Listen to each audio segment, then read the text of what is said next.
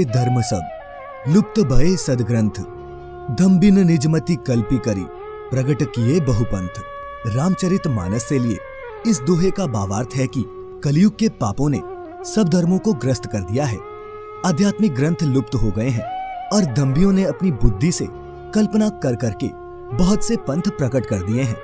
गोस्वामी तुलसीदास जी श्रीमद् भागवत और रामायण के अनुसार ही रामचरित के उत्तरकांड में काकबू शुंडी का अपनी पूर्व जन्म कथा और कली महिमा का वर्णन करने का उल्लेख करते हैं। कई हजार वर्ष पूर्व भी भागवत में शुकदेव जी ने जिस बारीकी से और विस्तार से कलयुग का वर्णन किया है वो हमारी आंखें खोलने के लिए काफी है।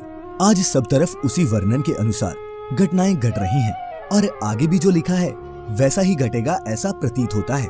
तो मित्रों, आइए मिलकर जानते हैं कि हमारे धर्म ग्रंथों में कलयुग का क्या वर्णन मिलता है और ये कब और कैसे समाप्त होगा।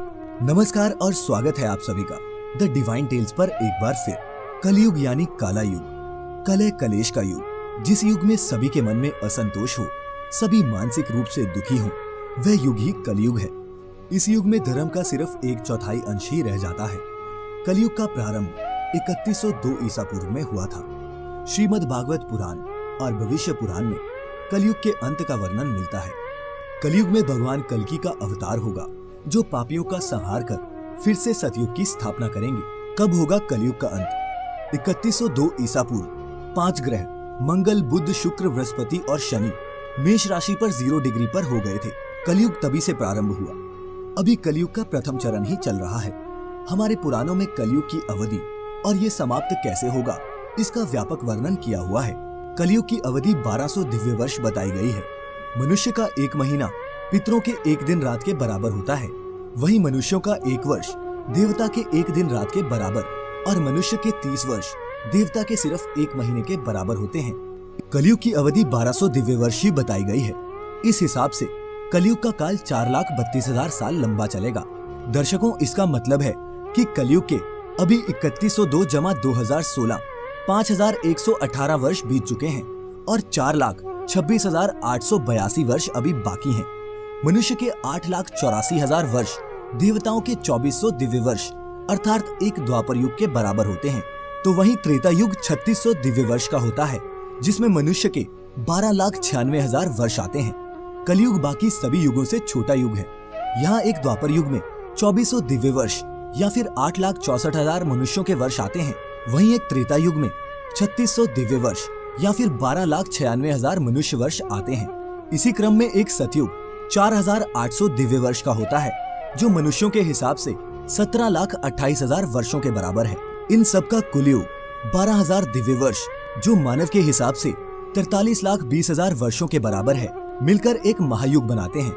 मित्रों, अब जानते हैं कि कलयुग के अंत में क्या क्या होगा। क्या होगा कलयुग के अंत में? सबसे पहले तो ये होगा कि मनुष्य की औसत आयु 20 वर्ष ही रह जाएगी। 5 वर्ष की छोटी उम्र में स्त्री गर्भवती हो जाया करेंगी। 16 वर्ष के मनुष्य वृद्ध हो जाएंगे और 20 वर्ष की आयु में ही मृत्यु को प्राप्त हो जाएंगे। इंसान का शरीर घटकर बोना हो जाएगा। ब्रह्म वैवर्त पुराण में बताया गया है कि कलयुग में एक ऐसा समय भी आएगा जब इंसान की उम्र बहुत कम रह जाएगी, युवावस्था समाप्त हो जाएगी। कली के प्रभाव से प्राणियों के शरीर छोटे छोटे, क्षीण और रोगग्रस्त होने लगेंगे। जिस समय भगवान कल्कि इस धरती पर अवतरित होंगे उस समय मनुष्य की परम आयु केवल 20 या 30 वर्ष रह जाएगी। जिस समय कल्कि अवतार आएंगे चारों वर्णों के लोग शूद्र के समान हो जाएंगे।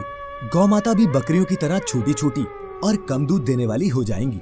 मनुष्य क्या खाएगा? कलयुग के अंत में संसार की ऐसी दशा होगी कि अन्न नहीं उगेगा। लोग मछली मांस ही खाएंगे और भेड़ बकरियों का दूध पिएंगे। गाय तो दिखना भी बंद हो जाएगी, होगी भी तो बकरी के समान। वो दूध देना भी बंद कर देगी।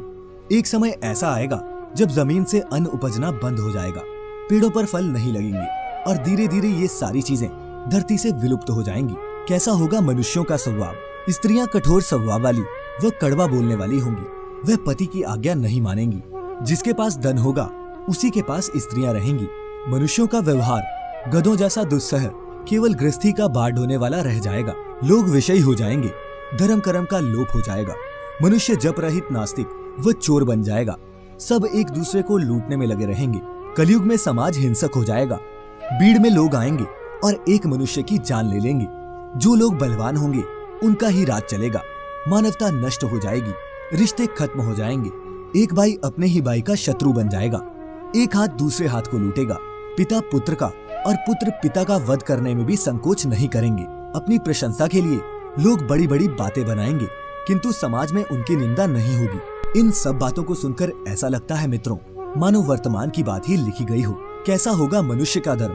कलयुग में लोग शास्त्रों से विमुख हो जाएंगे, अनैतिक साहित्य ही लोगों को पसंद आएगा, बुरी बातें और बुरे शब्दों का ही व्यवहार किया जाएगा। स्त्री और पुरुष दोनों ही अधर्मी हो जाएंगे। स्त्रियां पतिव्रत धर्म का पालन करना बंद कर देंगी और पुरुष भी ऐसा ही करेंगे। स्त्री और पुरुषों से संबंधित सभी वैदिक नियम विलुप्त हो जाएंगे। श्रीमद् भागवत के 12 स्कंद में कलयुग के धर्म के अंतर्गत श्री शुकदेव जी परीक्षित जी से कहते हैं, ज्यों-ज्यों घोर कलयुग आता जाएगा, त्यों-त्यों उत्तरोत्तर धर्म, सत्य, पवित्रता, क्षमा, दया, आयु, बल और स्मरण शक्ति का लोप होता जाएगा। महाप्रलय, बहुत काल तक सूखा रहने के बाद कलयुग के अंतिम समय में बहुत मोटी मूसलाधार बारिश होगी, जिससे चारों ओर पानी ही पानी हो जाएगा। समस्त पृथ्वी पर जल ही जल होगा। इसके बाद एक साथ 12 सूर्य उदय होंगे और उनके तेज से ये पृथ्वी सूख जाएगी। कलयुग के अंत में भयंकर तूफान और भूकंप आएंगे। लोग मकानों में नहीं रह पाएंगे, लोगों को गड्ढे खोदकर रहना पड़ेगा। धरती की सतह का 3 हाथ हिस्सा अर्थात लगभग 4.5 फुट नीचे तक धरती का उपजाऊ अंश नष्ट हो जाएगा। महाभारत में कलयुग के अंत में प्रलय होने का जिक्र है, लेकिन ये किसी जल प्रलय से नहीं बल्कि धरती पर लगातार बढ़ रही गर्मी से होगा। महाभारत के वन पर्व में उल्लेख मिलता है कि कलयुग के अंत में सूर्य का तेज इतना बढ़ जाएगा कि 7 समुद्र और नदियां सूख जाएंगी। संतर्क नाम की अग्नि धरती को पाताल तक जला देगी, सब कुछ भस्म हो जाएगा। इसके बाद फिर 12 वर्षों तक लगातार बारिश होगी, जिससे सारी धरती जलमग्न हो जाएगी और जल में फिर से जीवन की उत्पत्ति की शुरुआत होगी। तो मित्रों, आज हमने कलयुग की कई ऐसी बातों को जाना जिन्हें देखकर बहुत आश्चर्य तो नहीं होता, लेकिन जैसे जैसे कलयुग आगे बढ़ता जाएगा और भी ज्यादा पाप, ज्यादा द्वेष और अधर्म इस धरती पर बढ़ता जाएगा, लेकिन मानवता जीवित रहेगी और उसे जिंदा रखेंगे वो चंद लोग जो धर्म और नैतिकता का रास्ता नहीं छोड़ेंगे।